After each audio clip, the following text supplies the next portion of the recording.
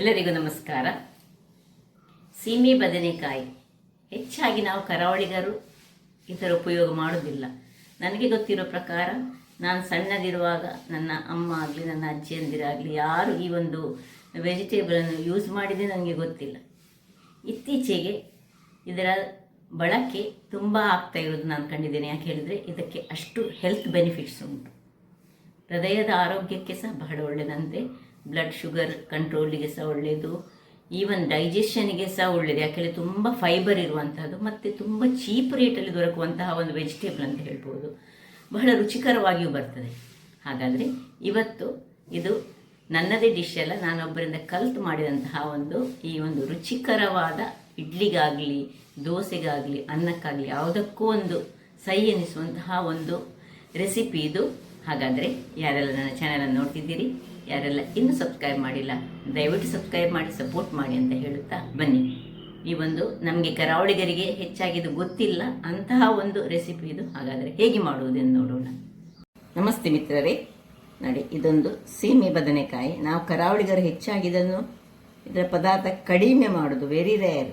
ನಾನು ಸಣ್ಣದಿರುವಾಗ ನಮ್ಮ ಮನೆಯಲ್ಲಿ ಹೆಚ್ಚು ಇದನ್ನು ತರ್ತಾನೆ ಇರಲಿಲ್ಲ. ಬಟ್ ಈಗ ಇದರ ರುಚಿ ಒಮ್ಮೆ ನೋಡಿದ ಮೇಲೆ ಬಹಳ ಚೆನ್ನಾಗಿ ಬರ್ತದೆ. ಇಡ್ಲಿ ದೋಸೆ ಅಥವಾ ಅನ್ನಕ್ಕೆ ಸಹ ಒಳ್ಳೆದಾಗ್ತದೆ. ಇಡ್ಲಿಗೆ ಸಾಂಬಾರು ರೂಪದಲ್ಲಿ ಸಹ ಇದನ್ನು ಮಾಡಿ ತಿನ್ಬೋದು.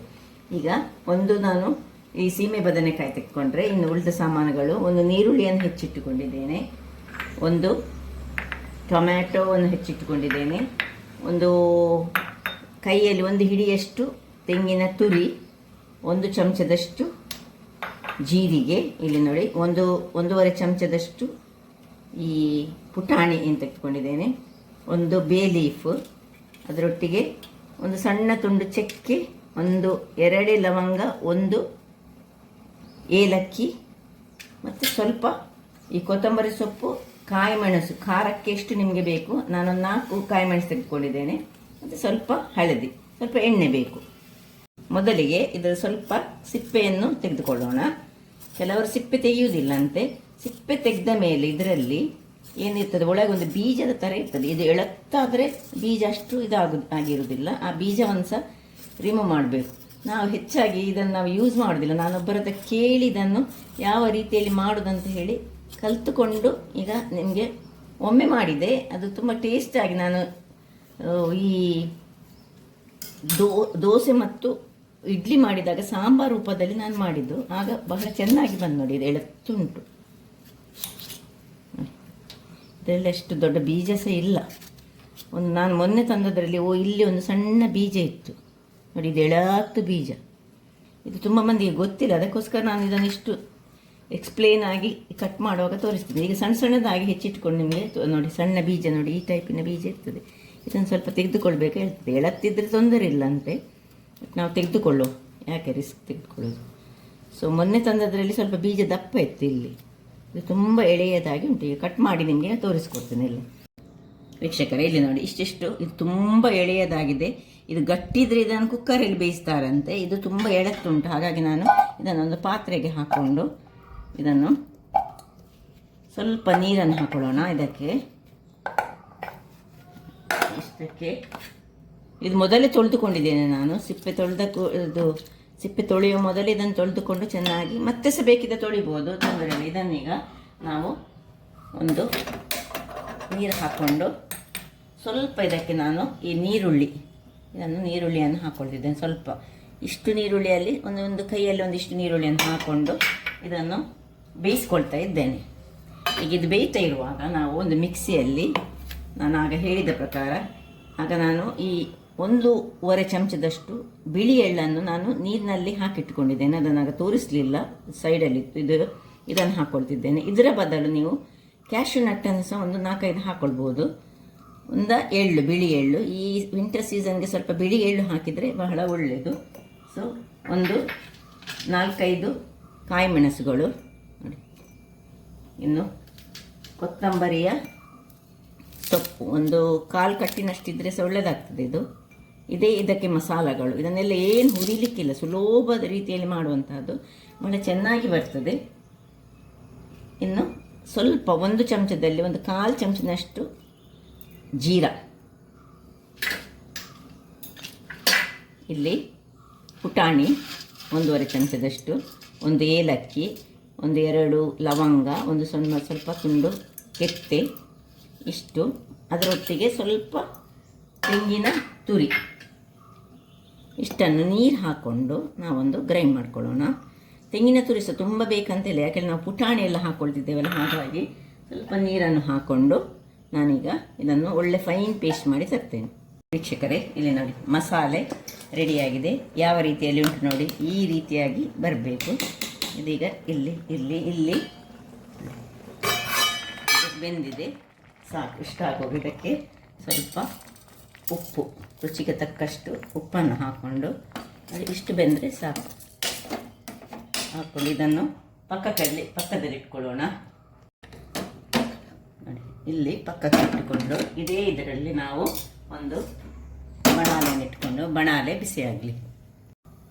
ಬಣಾಲೆ ಬಿಸಿಯಾಗಿದೆ. ಈಗ ಒಂದು 2-3 ಚಮಚಗಳಷ್ಟು ಎಣ್ಣೆಯನ್ನು ಹಾಕೊಳ್ಳೋಣ.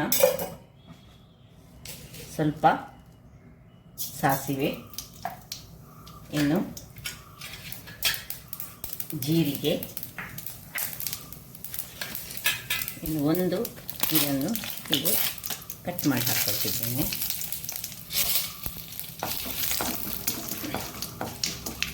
ಸ್ವಲ್ಪ ಫ್ರೈ ಆಗುವಾಗ ಆನಿಯನನ್ನು ಹಾಕ್ಕೊಂಡು ಇದನ್ನು ಸ್ವಲ್ಪ ಘಮ ಬರುವವರೆಗೆ, ಅಂದರೆ ಸ್ವಲ್ಪ ಟ್ರಾನ್ಸ್ಪರೆಂಟ್ ಆಗಲಿ. ಕಲ್ಲರ್ ಬೇಕಿದ್ರೆ ಬ್ರೌನ್ ಆಗಲಿಕ್ಕೆ ಬೇಡ. ಸೊ ಸ್ವಲ್ಪ ಇದನ್ನು ಟ್ರಾನ್ಸ್ಪರೆಂಟ್ ಆಗೋ ತನಕ ಹುರಿದುಕೊಳ್ಳೋಣ. ಈರುಳ್ಳಿ ಇಷ್ಟು ಬಾಡುವಾಗ ಈ ಟೊಮ್ಯಾಟೊ ಹಾಕ್ಕೊಳ್ತಿದ್ದೇನೆ.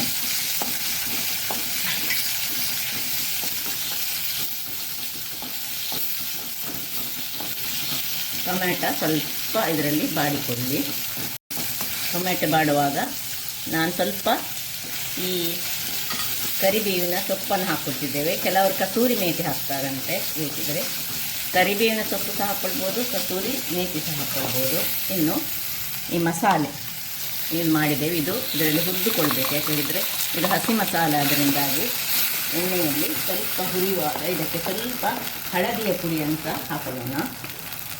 ಅಥವಾ ಮಸಾಲೆಗೆ ಸಹ ಹಾಕ್ಕೊಳ್ಬೋದು. ಸ್ವಲ್ಪ ಹಳದಿಯ ಪುಡಿ ಹಾಕ್ಕೊಂಡು ಇದು ಸ್ವಲ್ಪ ಇದರ ಹಸಿ ವಾಸನೆ ಹೋಗುವವರೆಗೆ ಹುರಿದುಕೊಳ್ಳೋಣ. ವೀಕ್ಷಕರೇ ನೋಡಿ, ಇಷ್ಟಾಗುವಾಗ ಅದು ಒಳ್ಳೆ ಹಸಿ ವಾಸನೆ ಎಲ್ಲ ಹೋಯಿತು. ಈಗ ಇನ್ನು ನಾವು ಈ ಒಂದು ಬೇಯಿಸಿಟ್ಟುಕೊಂಡದನ್ನು ಇದಕ್ಕೆ ಶಿಫ್ಟ್ ಮಾಡಿಕೊಳ್ಳೋಣ. ಇದರಲ್ಲಿ ಸ್ವಲ್ಪ ನೀರನ್ನು ಬೇಕಿದ್ರೆ ಈ ಮಿಕ್ಸಿಗೆ ಸ್ವಲ್ಪ ಹಾಕ್ಕೊಂಡು ಇದನ್ನು ಸಹ ತೊಳೆದುಕೊಳ್ಬೋದು. ಉಳಿದದನ್ನೆಲ್ಲ ಇದಕ್ಕೆ ಶಿಫ್ಟ್ ಮಾಡಿಕೊಳ್ತಿದ್ದೇನೆ.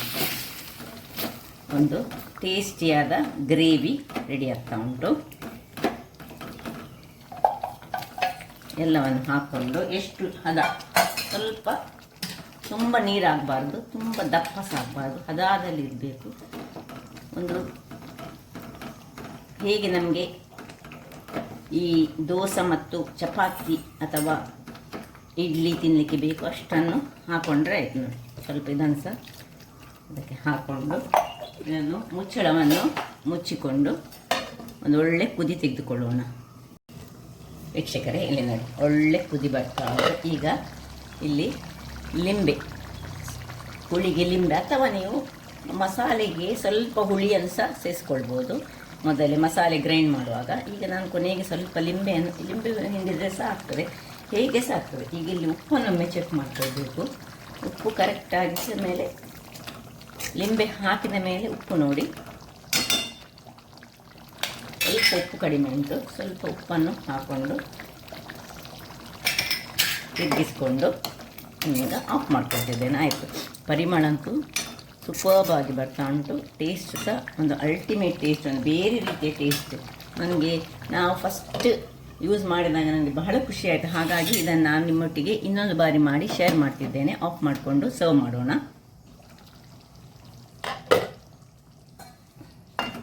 ನೋಡಿ ಪೀಸಸ್ ಹೇಗೆ ಬಂದಿದೆ.